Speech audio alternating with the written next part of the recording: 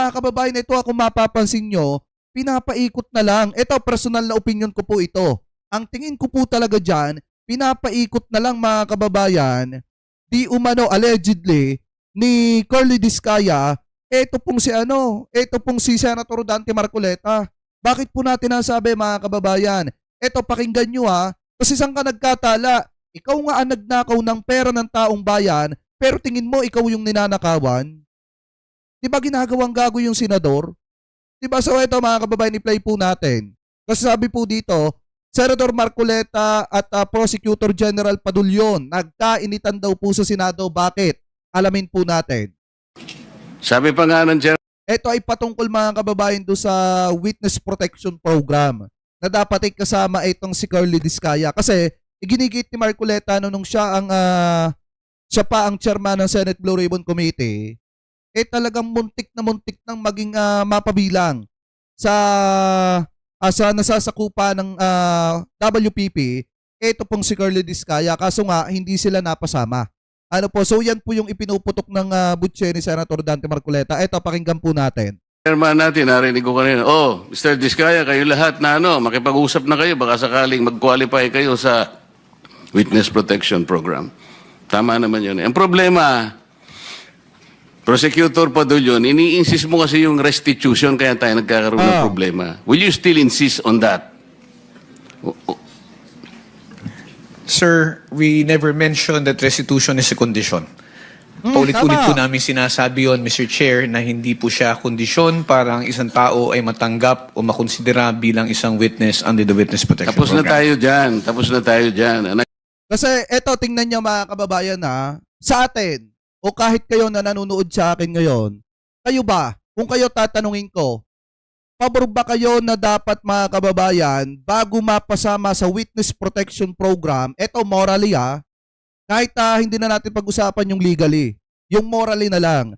Kayo ba, sang-ayon ba kayo na dapat bago mapasama sa Witness Protection Program, eto pong mga nasasangkot mga kababayan at maging state witness, dapat bang ibalik nila yung pera na nakulimbat nila sa kabanang bayan? Eto, malaya po kayo makapag-comment dyan.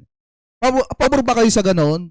Kung ang pag-uusapan po natin morally at kusang loob. Di ba yung kusang loob? At talagang nagsisisi. Parte ba dapat ng pagsisisi yung ibalik mo yung perang nakulimbat mo sa kabanang bayan? Di ba? Kayo mga kababayan, press 1 sa mga pumapabor, press 2 sa mga hindi. Kasi ang ginigit po kasi ni Rodante Marcoleta dito mga kababayan, ang sa kanya kasi hindi daw part ng pagiging state witness yung restitution mga kababayan, yung pagbabalik ng pera na nakulimbat ni na Curly Discaya sa kabanang bayan. Sa akin kasi, ang pananaw ko dyan, kung pagbabasihan natin yung naging paliwanag ni former DOJ Secretary, na ngayon ay Ombudsman Boying Remulla, na kung pagbabasihan natin yung morally, di ba dapat ibalik nila? Kung talagang nagsisisi sila, magbalik sila ng pera na kinulimbat po nila sa kabanang bayan. Mga kababayan, yan din ang pananaw ko dyan. Kung ang pag-uusapan natin morally, dapat magbalik ka. Dapat busilak yung loob mo na kusang loob mong ibinabalik yung perang nakulimbat mo. Doon namin makikita na talagang nagsisisi ka. Kaya nga po, sinasagot ko po kayo na hindi ko po namin sinasabi. Wala po kami sinasabi na restitution is a condition. So I'm not insisting on it, sir. Tama naman. Totoo naman talaga mga kababayan. Wala silang sinabi na kondisyon na magbalik ka ng pera. Pero kung ang pag-uusapan nga morally, kung ikaw naman ay nagsisisi at bukal sa loob mo yung pagsisisi mo, kasi nung ibalik mo yung ninakaw mo. Di po ba mga kababayan? Hindi po kondisyonis yan. Yan ay kusang loob mong gagawin kung gusto mong mapabilang sa state witness, kung gusto mong maging kabahagi ng Witness Protection Program.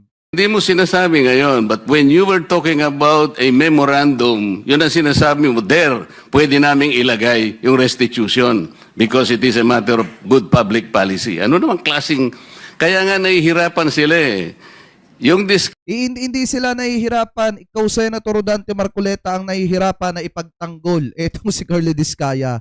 Alam mo, eto kahit dito ka na lang magbase sa live ko, Senator Rodante Marcoleta, tanungin natin yung mga kababayang Pilipino natin ngayon. O press 1 sa mga naniniwalang ipinagtatanggol ni Senator Rodante Marcoleta, si Carlo Diskaya dito po sa hearing na ito. Press 2 sa mga hindi naniniwala. O, press 1 na lang doon sa mga naniniwala na ipinagtatanggol ni Senator Dante Marcoleta si Carlo Diskaya. Kaya siya nahihirapan dito. Kasi sa totoo lang mga kababayan, ang tingin ng ibang mga kababayang Pilipino natin dito pinaglalaroan ni Carlo Diskaya. Ito pong si Senator Dante Marcoleta. Diba? Ito, tuloy pa natin. Kaya, to my mind, were the first to apply under the Witness Protection Program. Ang problema, ang sabi ng then Secretary of Justice, now Ombudsman, ay hindi naman basta-basta ganun. Kinakailangan isaulin ninyo yung ininakaw ni. Ang problema po doon, kung wala namang wala namang korte pa pong nagsasabi kung talagang sila ay nagnakaw o nakapagnakaw, sino pong magkukwenta nun? Tapos ano yung in-explain ninyo, under a certain paragraph of the law, merong memorandum na kung saan magkukomply sila doon, doon yung pinipilit yung restitution. And I think some of the potential witnesses that can be processed under that program, nagsipagbigay na ng kung ano-ano eh. Is that the truth? Only those who have been admitted into the program actually returned or made the restitution, sir. Why did they do tama. that? They did that because it was their own initiative, or you required them to do that? It was an agreement between the Department of Justice through the Secretary of Justice, sir, and the witness applicant po. That is the problem. The agreement is based not on the provision of the WPP. Sabi ko nga, kung sinasabi ng WPP, it cannot be a condition. Kahit nasa memorandum, huwag mo ipipilit. Hindi po pwede yun eh. Kaya sinabi ko sa iyo earlier, and I think I should tell it again to you, sabi nating mga abogado, the spring cannot rise higher than its source. The law itself is the source. Ang spring, memorandum mo. Hindi nga ganito nga kasi mga kababayan, oo nga wala nga yun. Pagpalagay nga natin, oo wala nga yun. Pero morally nga, dapat naman kung nagsisisi ka, ito na lang yung pinakamagandang paliwanag dyan mga kababayan. Pinakamaikling paliwanag, kung nagsisisi ka, lubos-lubusin mo na yung pagsisisi mo. Ibalik mo yung pera na ninakaw mo. O kung nagastos mo na yung iba, nagamit mo na yung iba at may natitira ka pang ninakaw na pera sa kaban ng bayan, ibalik mo para makita naman ng hindi lang ng tawag dito, yung mag-a-approve ng mag-a-approve sa'yo para mapabilang sa WPP, kung hindi para makita na rin ng taong bayan na bukal sa loob mo yung pagsisisi mo. Talagang nagsisisi ka. Talagang yung repentance mo nangingibabaw sa pagkatao mo. Diba mga kababayan, yun na lang. Kahit sabihin natin hindi condition yan, kung talagang nagsisisi ka, ibalik mo yung perang ninakaw mo. Diba? Anyway, ituloy pa natin. Pinipilit pong ilagay sa memorandum yung restitution eh. O kaya merong ako nababalitaan, parang meron ng gustong umatras. Magkano ibibigay? At kanino ibibigay? Sino mag-a-account nun? Sino nagsabi nun kung mangungulekta kayo sa DOJ? Di ba abuse of discretion yun, Mr. Padulyon? No, it is not, sir. What is it? It is not abuse of discretion. What The is parties, if I may be allowed to answer, Yes, sir. what is it? Yes, sir. If the parties both agree to the terms and conditions contained in the memorandum of But you agreement, cannot there is no impose an abuse. agreement. You cannot impose an agreement which is not required by the law, especially if you will put restitution there. How can you do that? Mr. Chairman, sir, yung restitution po, yung memorandum of agreement is a product of an agreement between both the Secretary of Justice, representing the DOJ and the WPP, Tama. and the witness applicant. Wala pong abuse doon kung pareho po sila nagkasundo. Paulit-ulit na po namin sinasabi na ito tayo, naghahanap tayo, tagahabol tayo doon sa mga taong nangurakot, tapos itong mga tao na umamin at handang magsoli, ayaw nating tanggapin yung kanilang sinusoli. Ano ho ang nakikitang Kapal. mali doon? Para po sa amin, para ho maibsan kahit papano yung sakit at pagdurusa ng ating mga kababayan na nakikita nila na napakalaking pera ang nawala. Ano ho ba yung maibalik natin yung kaunti? Kaya nga. And remember, Mr. Chair, if I may... Do not preach to the choir. No, I'm not preaching, Sandali Mr. sandali lang. Ang pinag-uusapan natin, Kaya alam niyo mga kababayan, tama lang talaga na hindi na siya ang chairman ng Senate Blue Ribbon Committee. Kapag kasi nasusunog dito si Senator Dante Marcoleta, ayaw na po niyang pagsalitain yung resource person. Ganyan ang ginagawa. Tapos sasabihin mo, Senator Amy, si Senator Ping, yung ayaw magpasalita sa inyo about kay Romualdez. Eto nga Diba mga kababayan? Eto, segue lang tayo ng kaunti. O nasan si Senator Amy? Nakita nyo ba sa pagdinig ng Senate Blue Ribbon Committee? Wala. O nasan si Gutesa? Wala si Gutesa. Diba mga kababayan? Kaya nga ako, sa totoo lang, tama lang na hindi siya naging chairman ng Senate Blue Ribbon Committee kasi kita nyo, kapag nasusunog siya, ayaw na niyang pagsalitain.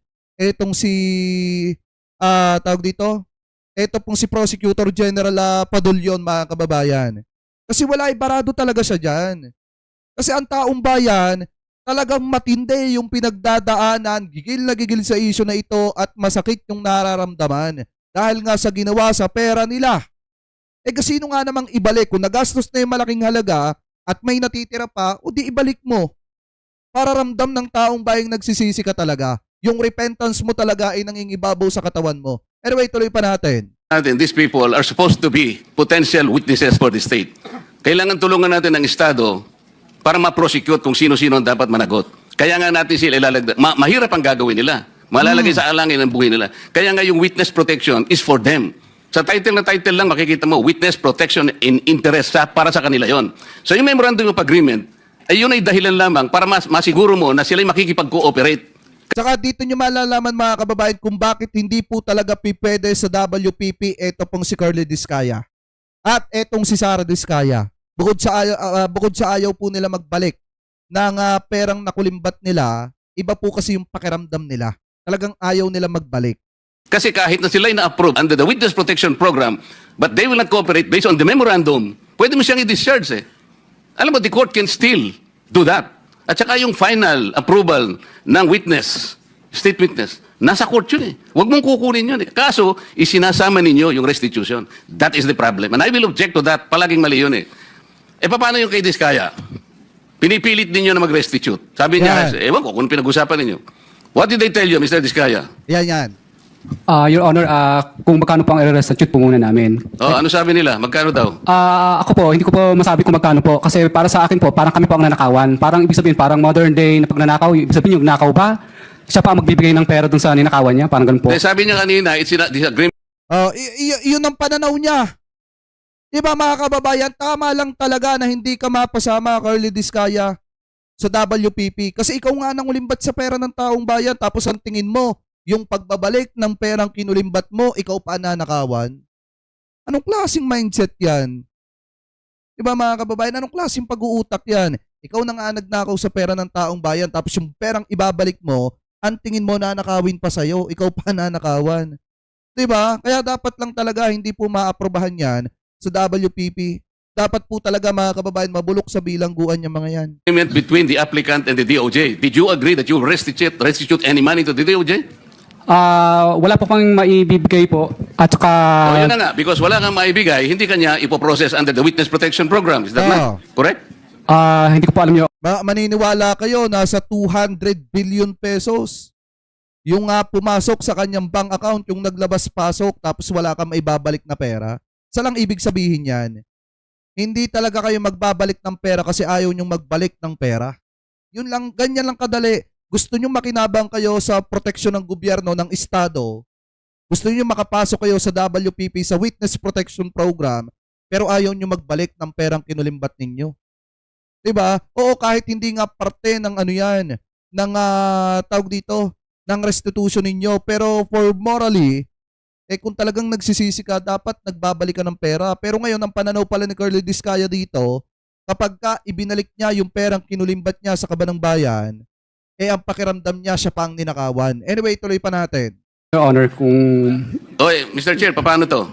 Ito si Mr. Discaya, he was the first, tsaka yung asawa niya who applied under the WPP. The problem is, ang sabi ng dating DOJ Secretary, hindi, kinakailangan isoli muna yung mga pinagnanakaw. Hindi po pwedeng ganun-ganun lang. Paano ngayon siya mapuprocess if that was dangled? Paano siya mapuprocess to begin with? Hindi, ang sinabi kasi ni Ombudsman Boying Remulla, hindi siya pinagtatanggol ko si Remulla, pero mga kababayan, nagustuhan ko kasi yung sinabi niya. Ano ba yung sinabi ni Ombudsman Boying Remulla? For morally, kung talaga nagsisisi ka, kahit sabihin natin hindi parte ng restitution yan, pero kung talagang nagsisisi ka, kung talagang bukal sa loob mo yung pagsisisi mo, ibalik mo yung pera na nakulimbat mo. Kahit hindi parte ng restitution yan, kung talagang nagsisisi ka, kung talagang buo sa loob mo yung repentance mo, talagang ibalik mo yung perang kinulimbat mo. Maganda yon.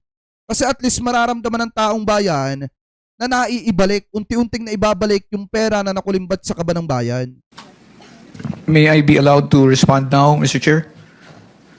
PG, Padilla. Thank you, sir. Sir, Mr. Chair, una, sabihin ko lamang po no, na kasinungalingan po yung sinasabi ni Mr. Diskaya. Tama. Na agad-agad silang sinabihan na magsoli ka. Ang pinag-uusapan po dito, bago man lang makapagsabi ng ganon, kailangan munang makita kung ano ang gusto at kayang sabihin at patunayan ni Mr. Diskaya at ni Mrs. Diskaya doon sa kanilang salaysay. Prosec Pero General. hindi po sila nakikipag Iyon, Roqueto, Ken Kashi, nadali mo. Ay, sabi dito niya, oh, kasi pagka nakapasok na sa WPP yan, di na pwedeng kunin ang nakuha nila sa flood control. Ang galing ni pelikula. Tama ba? Ni Piluka pala. Pero booking. Kaya nga, di ba? Kaya ayaw talaga mga kababayan magbalik ng ninakaw na pera nila etong si Curly Diskaya.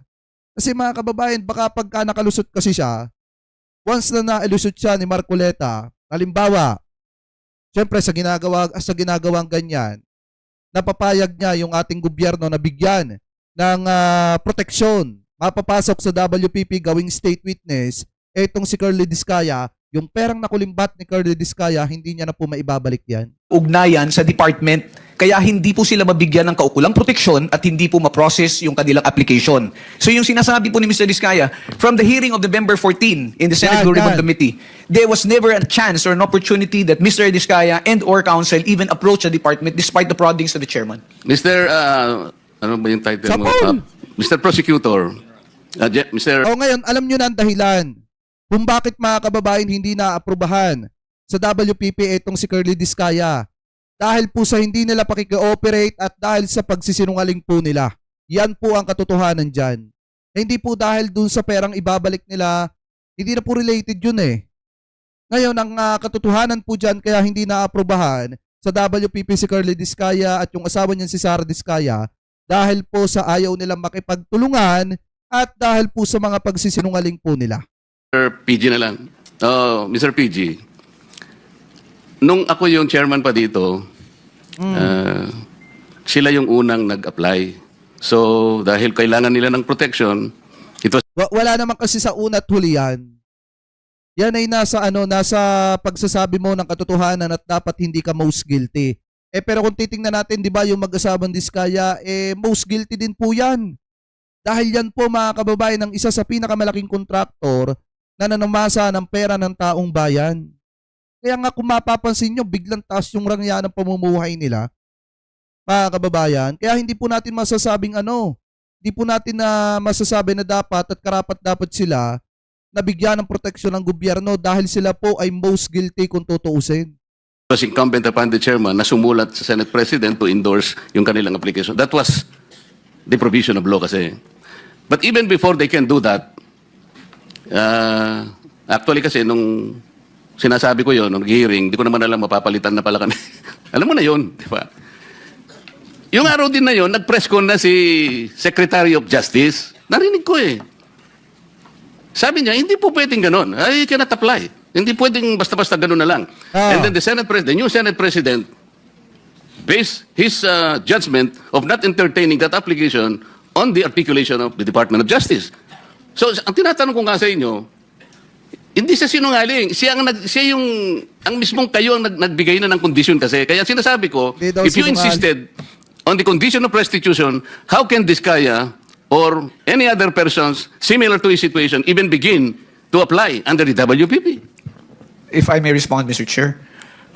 If I may refresh the memory of the good senator, during the last hearing of November 14, 2025, that matter that you raised about the statement made by the former Secretary of Justice was already put on the side when you asked that question. And we already informed the chairman that if they wish to file their application, if they wish to be processed, they go to the Department of Justice. Binanggit po yan, nasa transcripts po yan na sinasabi niya, sige, wala mo nang pag-uusapang restitution.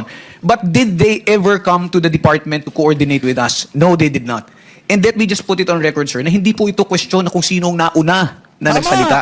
Totoo. Hindi po ito question kung sino yung naunang nagbanggit ng napakaraming pangalan. Kung hindi rin naman nila kayang suportahan ng ebidensya at wala rin naman silang mabibigay na magpuprove o magpapatunay doon sa kanilang mga sinasabi, yan po ang kailangan naming suriin.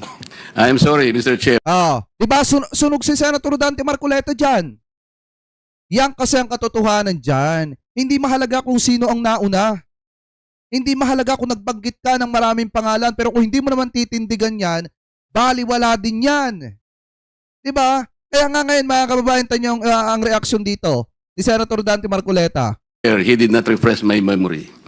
Inopollute mo yung memory ko eh. Hindi siya nagpunta rito na sabihin niya na, okay, pumunta ka sa DOJ, huwag na muna natin pag-usapan ng restitution. Walang ganon. Nagpunta nga siya rito dito si DOJ Secretary din eh. O sabi ko, Boying, okay na ba yun? Papupunta. O di wala nang ano ha? Wala nang restitution ha? Basta papuntahin mo sila mag-asawa doon. Hindi ba nagpunta ka, Mr. Diskaya? Yung kinabukasan nung magkita kayo rito? Mr. Diskaya, you may respond, but unfortunately, your time is up. Your Honor, nung ano po, Your Honor, hindi po kami... yes po, Your Honor. Yeah, Sige. proceed. Kasi tapos na yung time ni Oh. Senator Marcoleta. Yes po, Your Honor. Opo. Hindi nga, ipaliwanag mo. Bali po, Your Honor, kasi po di pa po nagsalita po yung misis ko na Hindi nga, ganito, wala na akong time eh. Pinapunta ka niya ron, kasi nandito kayo, nag-uusap kayo eh. Ah. Kayong dalawa mag-asawa, punta kayo ron ng alas 9. Pumunta kayo, sinabi ba niya wala nang restitution? Nung una po, wala pong sinabing may restitution, pero nung sumunod po, yung panghuli po naming usapan po is may restitution, magkano daw po ang restitute namin, tapos kakasuhan din po daw kami at hindi didiinan. Pero gusto ko po, Your Honor, na hindi na po muna magsalita ng dire-diretso kasi po yung huli po yung misis ko na nagsalita siya na hindi daw po kami kasama sa WPP, yung natatandaan ko po yung huling hearing po dito, ay nakulong po yung misis ko sa Davao. Samantalang meron naman pong nag-exist na project. Kaya natatakot po ako, Your Honor, na baka pag nagsalita na rin po ako, baka po sa susunod po ako naman po ang makulong. Kaya hindi na po ako magsasalita. Salamat po, Mr. Chair. Thank you. Mr. Chair, point of order before the next. Yes, comment. Senator Risa. Salamat, Go Mr. back. Chair. Pwede po bang malaman kung tulad ng iniutos ng Chair nung nakaraang hearing, nag-submit na po sina Mr. and Ms. Diskaya nung buong listahan nila, ledger, ng Yan. mga proyekto nila, kasamang mga joint venture projects, para Pero mga kababayan, sunog si Senator Dante Marcoleta doon ha. Kaya nga bigla niya sinabi na pinupulyot yung utak niya ni Prosecutor General Pudulyon, mga kababayan. Padulyon yung utak niya. 'Di ba? Pero inyo mga kababayan ha, wala durug talaga si Senator Dante Marcoleta diyan. Kasi unang-una mga kababayan, kung pagbabasehan talaga natin yung morally na lang, dapat talaga kung nagsisisi ka, patunayan mo. At dapat talaga kung may binanggit ka na mga pangalan, tindigan mo, hindi yung pabago-bago yung statement mo. sa mga taong 2016 hanggang 2022. Your Honor, nung nakalabas po ako, Your Honor, nung nakaraan po, ay hindi po kami pinapasok halos ng mga taga City Hall. Kasi po yung mga taga City Hall po, pinasarado po nila yung office namin. Kasi po, nirevoke po nila yung business permit po namin dahil sa kakulangan po ng occupancy permit. So, nakiusap po kami sa City Hall na sana po papasukin po yung mga taga Senate Sergeant at Arms at ayaw po nilang papasukin. At ngayon po, wala na po kaming empleyado. Lahat po sila ay iniwan na po kami o yung iba po ay separated na po kasi sarado na po yung kumpanya namin. Ganun din po yung mga nangungupahan sa office po namin na building na pinauupahan ay wala na rin po sila doon. Kanya-kanya na po sila ng sara. Mr. Chair, diretso lang po yung tanong ko pero hindi diretso yung sagot. Parang kanina, lahat po tayo physically naghitla dun sa sinabi ni Mr. Diskaya na parang sila pa yung nanakawan. Oh, I would like to tama. request the good chair to please reiterate yung utos ng komite kina Mr. Diskaya. I-submit yung ledger na sinabi ni Ms. Diskaya noon, meron sila ng mga proyekto pati joint venture projects mula 2016 hanggang 2022. Huwag po nilang sisisihin ng City Hall. Hindi po yan kasalanan ng City Hall dahil subject yan ng utos ng Blue Ribbon Committee. Tama. Mr. Chair. Sabi rin po ng ating secretary sa komite, nag-follow up po sila kina Mr. Diskaya last week, pero hanggang ngayon po, 3:44 na po ng hapon. Almost 3 hours mula nung nagsimula tayo, hindi pa rin sila sumusunod sa utos ng Blue Ribbon, Mr. Chair. Your Honor, makikiusap po sana ako na baka para mas kumpleto po yung project list po na makuha ninyo, baka po pwedeng isubpoena na lang po ang DPWS kasi may copy naman po sila kasi wala na po kami talagang mga empleyado na mag-aasikaso. Ako po nakakulong sa Senate po, yung misis ko naman nakakulong sa Davao. So wala po kami mautusan, Your Honor. Mr. Chair, I will submit to the wisdom of the Chair kung ano po yung pinakamabisang paraan. Ang hinahanap ko lang pong outcome ay mabigay ng mga ni na Mr. at Ms. Diskaya yung ledger nila na sinabi ni Ms. Diskaya mayroon sila nung mga joint venture and other projects nila mula 2016 hanggang 2022. Ewan ko ba, Mr. Chair, binabato pa nila sa DPWH yung responsibilidad sumunod sa utos ng Blue Ribbon, Mr. Chair. Thank you, Senator Risa. We'll try to resolve that issue. Thank you, Mr. Chair. Senator JB Ejercito is recognized. Just a quick manifestation, Mr. President, with the permission of Senator. Yes, go ahead.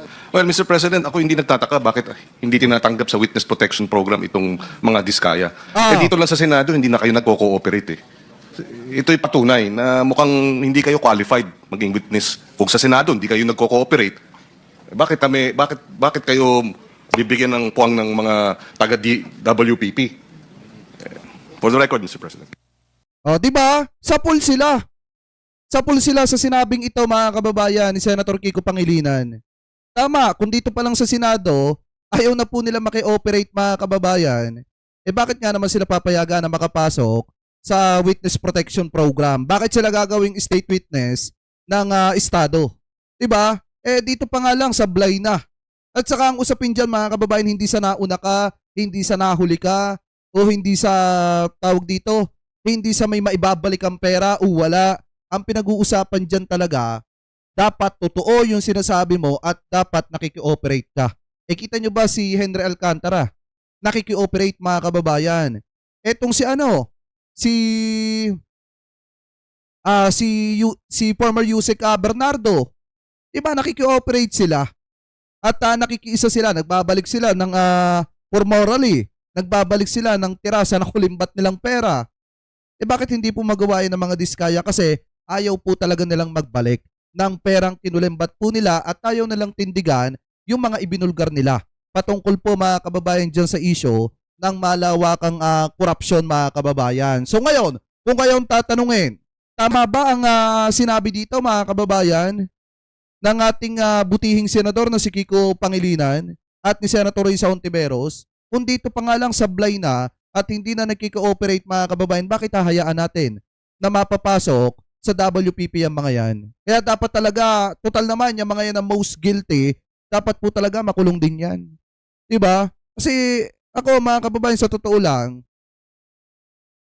yung mga diskayang ito, dapat talaga yan ang nasa sa bilangguan at hindi na binibigyan ng pagkakataon para makalaya. Kasi sila po talaga yung isa sa pinaka-most guilty dyan. Dahil sila yung isang contractor na may maraming construction company, mga kababayan, at talagang pinaglaruan nila yung proyekto ng gobyerno. Kaya dapat po talaga makulong yung mga yan. Anyway, mga kababayan, kayo po, ano po ang komento ninyo? Hingil po dyan. Comment below na lamang po kung ano po masasabi nyo. Hingil po dyan, mga kababayan, sa issue po na yan.